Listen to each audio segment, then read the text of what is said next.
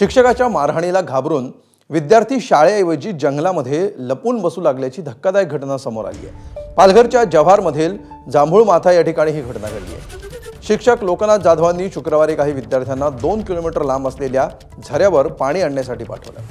पाणी घेऊन शाळेत परत येणाऱ्या विद्यार्थ्याला उशीर झाल्यामुळे या शिक्षकानं 4 ते 5 विद्यार्थ्यांना बेदम मारहाण केली। त्यामुळे काही विद्यार्थ्यांनी शाळेत न जाताच दिवस जंगलातच लपून काढला। मारहाण करणाऱ्या शिक्षकाविरोधात कारवाई करण्याची मागणी पालकांकडून केली जाते। या शिक्षकाविरोधात यापूर्वी देखील अनेक तक्रारी आल्या होत्या, मात्र गट शिक्षणाधिकारी आणि वरिष्ठांकडून कोणतीही कारवाई होत नसल्यामुळे पालकांनी ठिय्या आंदोलनाचा इशारा दिलाय। शाळेची अशीच एक गंभीर बाब आहे। विद्यार्थ्यांनी माझ्या लक्षात आणून दिलं की शनिवारी शिक्षक शाळेत येत नाहीत आणि सोमवारी शाळेत आल्यानंतर ते आपली शालेय त्यांची हजेरी असते शिक्षकांची, त्या हजेरीवर सिग्नेचर करून ते त्यांची हजेरी लावतात। ही सुद्धा एक खूप दुःखद, एक वाईट गंभीर परिस्थिती अति दुर्गम भागातील शाळांची आहे।